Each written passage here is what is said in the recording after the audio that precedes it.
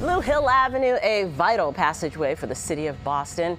Is revitalization finally around the corner? Supporters of the redevelopment plan say yes, and they are determined to push improvements through, but not everyone is convinced. Here to break down the city's plan, Bay State Banner reporter Avery Bleichfeld.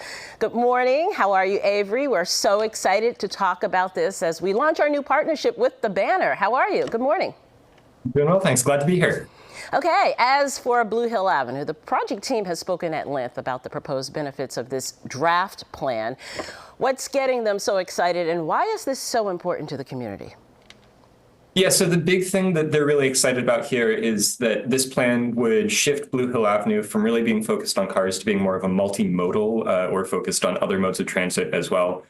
Travel corridor. So there's going to be a center running bus lane that's going to support the 37,000 estimated bus riders who go up and down the corridor.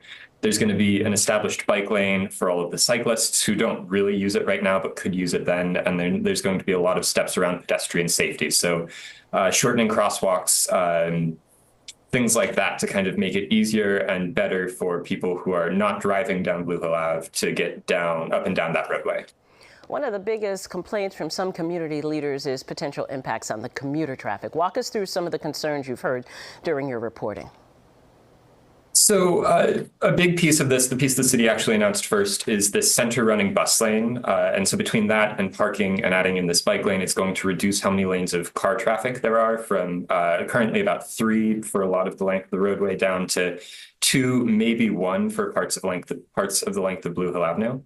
And so there's concerns that that'll mean that there's going to be more car traffic if it doesn't reduce the number of cars traveling up and down the street.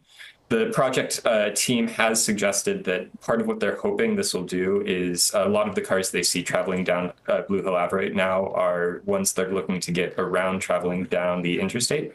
And so there's a concept that if these changes are as effective as they're hoping, those cars will go back to the highway and will skip traveling down Blue Hill Ave, lightening some of that congestion. This is obviously still only in the draft position, a draft proposal. What are some of the steps it still needs to go through?